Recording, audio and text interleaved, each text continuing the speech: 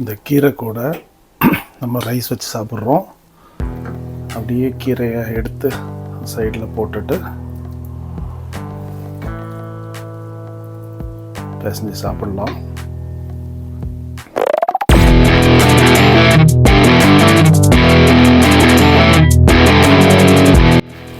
வணக்கம் உறவுகளே, welcome to UK Cholan தமிழர். நான் உங்கள் ஷெஃப் ரமேஷ். எல்லோரும் எப்படி இருக்கீங்க? எல்லாம் சூப்பராக இருப்பீங்கன்னு சொல்லி நான் நம்புகிறேன். இன்றைக்கி நம்ம கிச்சனில் ஒரு ஹெல்த்தியான ஒரு கீரை வெரைட்டி தான் உங்களுக்கு செஞ்சு காட்ட போகிறேன். அந்த கீரை மசியல் சுலபமாக நம்ம வீட்டில் இருக்கிற இன்க்ரீடியன்ஸை வச்சு எவ்வளோ குயிக்காக பண்ணுறோமோ அவ்வளோ குயிக்காக பண்ணி முடிச்சிடலாம். அது ரொம்ப டேஸ்டியாக இருக்கும். நார்மலாக சப்பாத்திக்கு, தோசைக்கு, இட்லிக்கு, ஆப்பத்துக்கு, இடியாப்பத்துக்கு இந்த மாதிரி சொல்லிகிட்டே போகலாம். ரைஸுக்கு, அந்த மாதிரி எல்லா இதுக்குமே ஒரு சைட் டிஷ்ஷாக தான் நம்ம இன்றைக்கி பண்ண போகிறோம். அதை ஈஸியாக எப்படி செய்யறதுன்னு பார்த்துடலாங்களா? அதுக்கு முன்னாடி நம்மளுடைய சேனலுக்கு புதுசாக ரசம் வந்தீங்கன்னா மறக்காமல் சப்ஸ்கிரைப் பண்ணி வச்சுக்கோங்க, பெல் ஐக்கானையும் கிளிக் பண்ணி வச்சுக்கோங்க. அப்போ தான் நம்ம போடுற இந்த மாதிரி ஸ்பெஷலான ரெசிபிஸ் எல்லாமே உடனுக்குடனே உங்களுடைய நோட்டிஃபிகேஷனில் அப்டேட் ஆகும். இப்போ இந்த ஈஸியாக செய்யக்கூடிய கீரை என்னன்றது பார்த்தலாம். வாங்க ஸ்ட்ரைட்டாக நம்ம வீடியோக்குள்ளார போயிடலாம். இன்றைக்கி நம்ம கிச்சனில் இந்த பசலைக்கீரை மசியல் தாங்க பண்ண போகிறோம். நல்லா ஃப்ரெஷ் கீரை, அதுவும் பேபி ஸ்பினாச்னு சொல்லுவாங்க. இந்த பேபி ஸ்பினாச் வச்சு தான் நம்ம இன்றைக்கி ஒரு மசியல் பண்ண போகிறோம். அதுக்கு நம்ம 2 வெங்காயம், ஒரு 4 பல் பூண்டு, ஒரு 4 பச்சை மிளகா, இந்த கீரை இதை வச்சு தான் நம்ம பண்ண போகிறோம். இது கூட கொஞ்சம் புளிப்புக்கு தக்காளி சேர்த்துக்க போகிறேன். நம்ம இந்த பச்சை மிளகாவையும் பூண்டையும் கொஞ்சம் நல்லா ஃபைனாக க்ரஷ் பண்ணிடலாம். அதே மாதிரி இந்த வெங்காயத்தையும் ஃபைன் சாப் பண்ணிடலாங்க.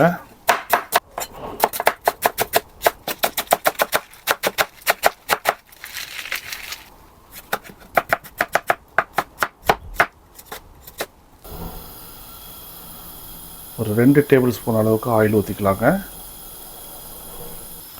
ஆயில் சூடாகிடுச்சுங்க. ஒரு 1/2 டீஸ்பூன் அளவுக்கு கடுகு சேர்க்குறேன். அதே ஒரு 1/2 டீஸ்பூன் அளவுக்கு சீரகம் சேர்த்துக்கலாம். கடுகு சீரகம் நல்லா பொரிஞ்சோன்னா நம்ம அந்த வெட்டி வச்சுருக்கிற வெங்காயம், அந்த பூண்டு, பச்சை மிளகாய் இது எல்லாத்தையும் ஒன்றா சேர்த்துருக்குறேன். எல்லாத்தையுமே இதில் சேர்த்துக்கலாம். வெங்காயம் நல்லா வணங்கிட்டுங்க.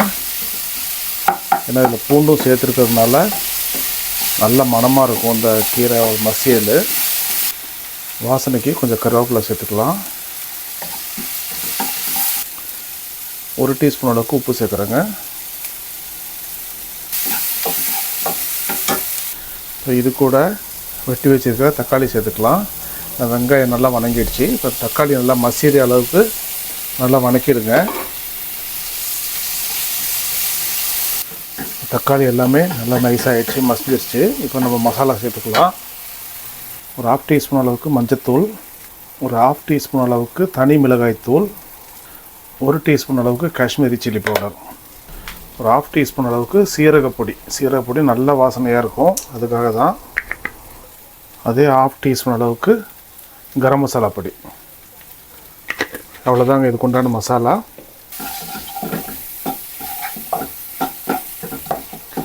நம்ம தண்ணி எதுவுமே ஊற்றவே வேண்டாம். தண்ணி ஊற்றாமல் தான் இந்த கீரை மசியல் நம்ம பண்ண போகிறோம். ஏன்னா அந்த கீரையில் இருக்கிற தண்ணியும் இந்த தக்காளி இருக்கிற தண்ணியுமே போதுமானது. இதில் நம்ம அந்த கீரையை சேர்த்துக்கலாங்க.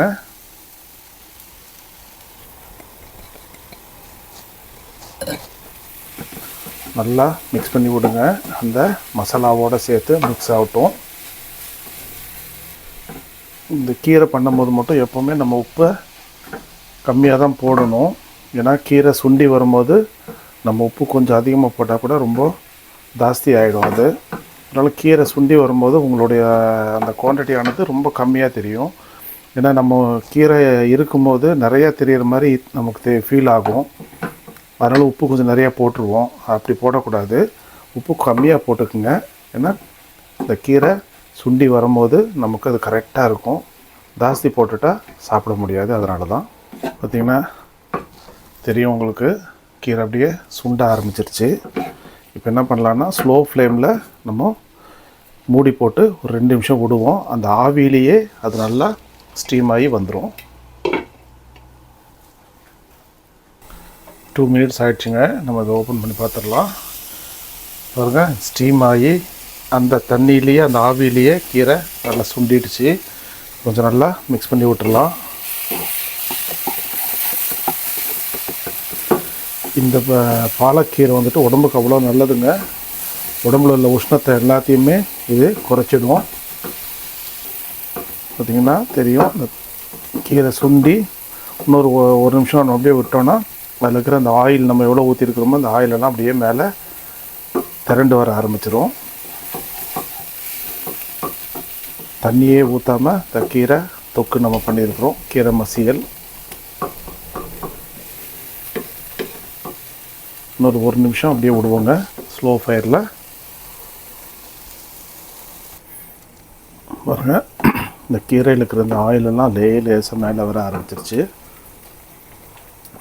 கீரை ரெடி ஆகிடுச்சுங்க. இப்போ நம்ம அதை ஆஃப் பண்ணிடலாம். இது கூட நான் வந்துட்டு ரைஸ் வச்சு தான் சாப்பிட போகிறேன். நீங்கள் சப்பாத்தி, தோசை அந்த மாதிரி எது வேணாலும் வச்சு சாப்பிட்லாம். எல்லாத்துக்குமே சூப்பராக இருக்கும். இப்போ நம்ம ஸ்டவ் ஆஃப் பண்ணிடலாம்.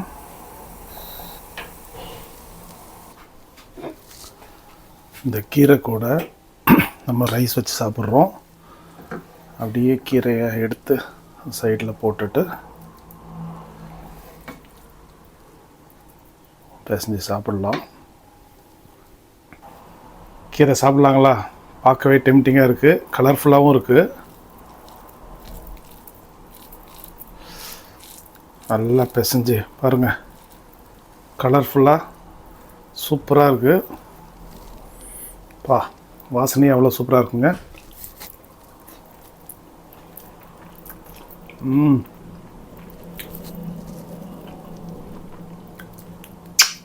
அல்டிமேட்டாக இருக்குது. ஒரே நிமிஷம் கையை வாஷ் பண்ணிக்கிறேன். சான்ஸே இல்லைங்க, அப்படி தான் இருக்குது. நீங்களும் ட்ரை பண்ணுங்கள். சிம்பிளாக தான், நம்ம 10 நிமிஷத்தில் பண்ணி முடிச்சிட்டோம் அந்த கீரையை தொக்கு. ஏன்னா கீரை வேகிறதுக்கெல்லாம் டைமே எடுக்காது. அந்த ஸ்டீம்லேயே நம்ம அந்த ஆவிலேயே வேக வச்சு எடுத்துடலாம் கீரையை. லேசாக நம்ம அந்த வெங்காயம் தக்காளி வணங்கி மசிகிற அளவுக்கு தான் அந்த டைமிங்கு. மற்றபடி கீரைக்கெல்லாம் 5 நிமிஷம் அது முடிச்சிடலாம். அவ்வளோ டேஸ்டியாக இருக்குது. சாதத்து கூட வச்சு சாப்பிட்றதுக்கு அவ்வளோ அருமையாக இருக்குது. சப்பாத்திக்கு இன்னும் அல்டிமேட்டாக இருக்கும். நைட் டைமில் ஈவினிங் ஒரு 5:30, 6 o'clock சஃபர் சாப்பிட்றாங்க இல்லைங்களா, சஃபருக்கு சாப்பிட்றவங்களுக்கெல்லாம் செம்மையாக இருக்கும். நல்ல ஒரு ஹெல்த்தியான ஒரு சைட் டிஷ் தான். நீங்களும் ட்ரை பண்ணுங்கள். அந்த வீடியோ உங்களுக்கு பிடிச்சிருக்குன்னு நினைக்கிறேன். பிடிச்சிருந்தால் மறக்காமல் லைக் பட்டனை போட்டு விடுங்க. அடுத்து ஒரு சூப்பரான ஒரு வீடியோவில் உங்களை சந்திக்கிறேன். அதுவரை உங்களிடமிருந்து விடைபெறுவது உங்கள் செஃப் ரமேஷ்.